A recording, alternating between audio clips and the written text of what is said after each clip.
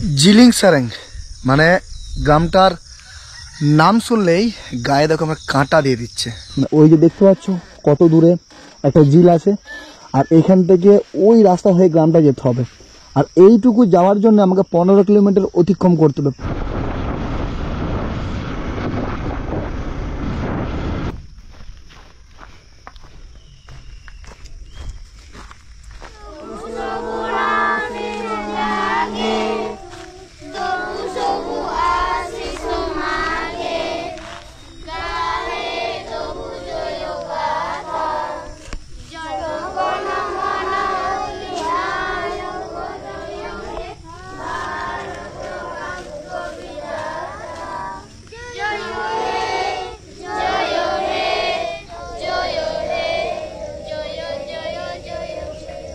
আমরা পড়াশোনা করব, আমরা বড় বড় অফিসার হব, চাকরি করবি, কেউ ইঞ্জিনিয়ার, কেউ ডাক্তার হবি, হবি তো? ম্যাডাম ভালো আছেন? হ্যাঁ ভালো আছি। এটা প্রণাম করবো আপনাকে।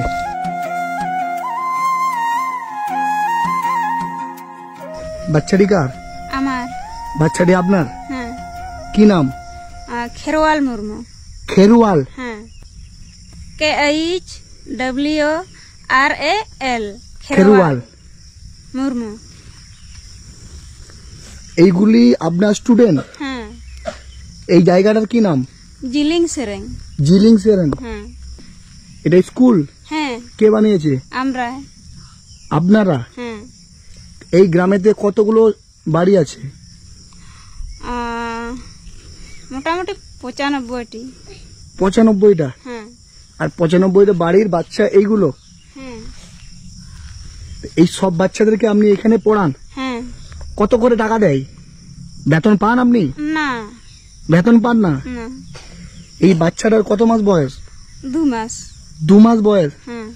এই জায়গাটা মানে আমাদের নর্মালি ভূমিপৃষ্ঠ থেকে 1000 ফুট উপরে, এবং এখানে আমি যে এলাম পুরুলিয়া অযোধ্যা পাহাড়, এই যে টপ হিল, সেখান থেকে আমাকে 25 কিলোমিটার আসতে হলো। ওই 25 কিলোমিটারের মধ্যে না একটা দোকান পেয়েছি, না একটা বাজার পেয়েছি। তো এইখানেও থেকে আপনি এতগুলো বাচ্চার দায়িত্ব নিয়েছেন। হ্যাঁ। আপনার 2 মাসের বাচ্চাটাকে নিয়ে আপনি এই ছেলেগুলোকে পড়াশোনা করাচ্ছেন? হ্যাঁ, আমি ওই 2020 থেকে বাচ্চাকে পড়াচ্ছি, তো এখনো পড়াচ্ছি আমার 2 মাসের বাচ্চা নিয়ে। কি নাম তোমার? প্রিয়ঙ্কা। প্রিয়ঙ্কা? তোমার কি নাম? কি নাম তোমার? কি নাম তোমার? এখনো অবধি আমাদের ভারতবর্ষে এই রকম মানুষ আছে যে 2 মাসের একটা বাচ্চাকে কোলে নিয়ে 100টা বাচ্চার দায়িত্ব নিয়েছে। এতগুলো বাচ্চার দায়িত্ব নিয়েছেন? আপনার আর বাচ্চা আছে? আর একটা বাচ্চা আছে। কোথায় ও? এই তো এইটা?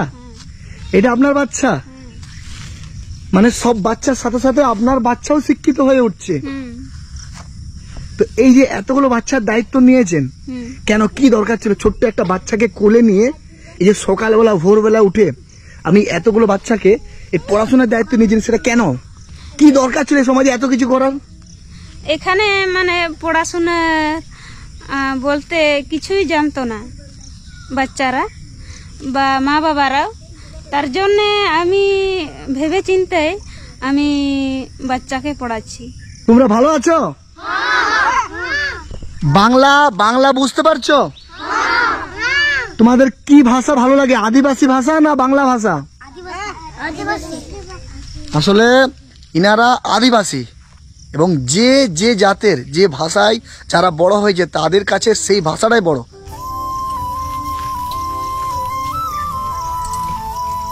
এই মানুষটা একটা টাকাও এই বাচ্চাদের কাছে নেয় না, তারপরেও পুরো গ্রামের বাচ্চাদের জন্য কতটা আত্মত্যাগ করেছে আপনারা ভাবেন।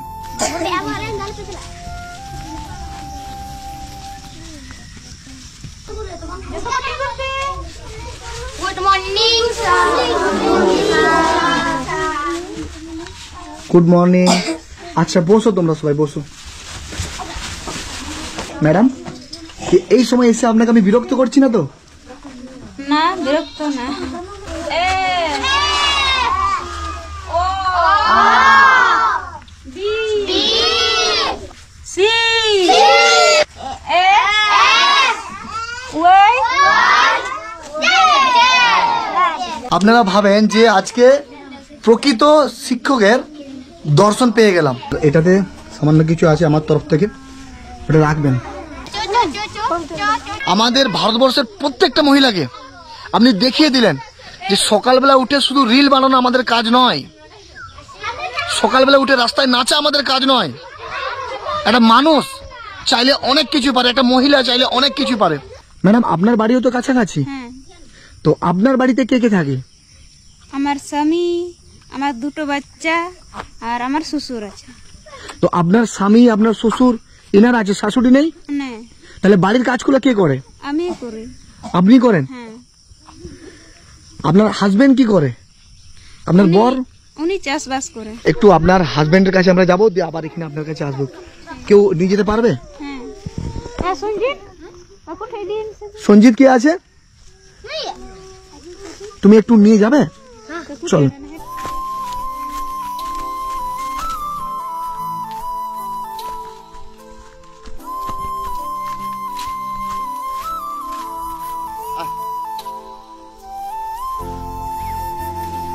ওই যে ম্যাডাম ওখানে পড়াচ্ছে, হ্যাঁ আপনি কি আপনার ওয়াইফ? হ্যাঁ হ্যাঁ, আমার ভাই। আর এটা কাদের জমিতে হাল দিচ্ছ? এটা আমাদের এই জমিতে। আমাদের তো চাষবাস না করলে নির্ভর করা যায় না। হ্যাঁ, মানে এই মানুষটার জন্যেই হয়তো ও এত বড় কাজটা করতে পারছে। আর এই যে গরু দিয়ে নাঙল দিয়া, তো এখানে ট্রাক্টর নেই, মানে মেশিন দিয়ে নাঙল দেওয়া হয় না? আর কোথায় পাবেন এই ব্যবহার জায়গায়? এখানে না সুযোগ সুবিধা আছে না কি আছে? এখানে ট্রাক্টর কোথায় পাবেন? এই লাঙ্গল দিয়ে আমরা চাষবাস করি। ওয়াইফ এখন কোথায় আছে? বউ? ও স্কুলে আছে এখন, আর আমি এই বাড়িতে কাজ সেরে এই লাঙ্গল চালাচ্ছি। তো ওইখান থেকে ক টাকা পাই? বেতন পাই তো? ওইখান থেকে বেতন পায় না, বিনা পয়সাতে? বিনা পয়সাতেই করে। কিছু বলেননি আপনি? আমি বলেছিলাম ওই 2020-তে যখন স্টার্ট করলো, তো সে সময় আমি বলেছিলাম পড়াশোনা, ছেলেদেরকে পড়াশোনা করে লাভ কী হবে। তখন উনি আর মানলো না। আর আমিও কলেজ পর্যন্ত পড়েছি, তার জন্য পড়াশোনার দিক কিছু বুঝি। আরেকবার জড়িয়ে ধরবো। মানে আমরা ঈশ্বরের দর্শন করার জন্য আমরা বিভিন্ন জায়গায় যাই, কিন্তু আমাদের বাড়ির পাশেই, আমাদের কাছাকাছি দিয়ে অনেক ঈশ্বর লুকিয়ে আছে। ম্যাডাম, ওই যে ড্রেসগুলো, একই কালারের যে ড্রেসগুলো পরে আছে, দেখি বাবা একটু।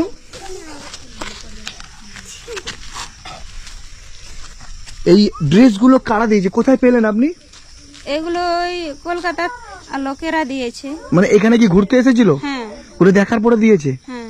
আপনারাও যদি এই দিদিমণির পাশে আপনারা একটু দাঁড়ান, তাহলে ইনার সাথে সরাসরি আপনারা যোগাযোগ করতে পারেন। আপনার সাথে সরাসরি যোগাযোগ করতে পারলে ফোন নাম্বার আছে? হ্যাঁ, বলতে পারবেন? হ্যাঁ। বলেন। 93 82 93 82 39 39 67 67 হ্যাঁ 22। 22। আমরা বেশিরভাগ সময় কি দেখি, যে কোনো একটা মহিলা রাস্তায় যে ডান্স করছে, তার দেখবেন লক্ষ লক্ষ ফলোয়ার্স। কেউ হয়তো দেখবেন শরীর দেখাচ্ছে, তার দেখবেন lakh lakh million million followers. কিন্তু ইনার ফেসবুক নেই, ইনি সোশ্যাল মিডিয়ায় থাকে না। ইনি সমাজের জন্য কিছু করতে চায়, গ্রামের মানুষের জন্য কিছু করতে চায়, এবং সেটা কি শিক্ষার মাধ্যমে। উনি জানে যে শিক্ষা ছাড়া আমাদের দেশকে কখনো এগোনো যাবে না। তো আমরা সবাই চাই যে এই ম্যাডামকে যেন ভারতবর্ষের প্রত্যেকটা মানুষ চিনে। আমরা এনার জন্য কিছু করতে পারবো না, কিন্তু এই ভিডিওটা শেয়ারের মাধ্যমে আমরা ভারতবর্ষের প্রত্যেকটা মানুষের কাছে এনার বার্তাটা পৌঁছে দেবো।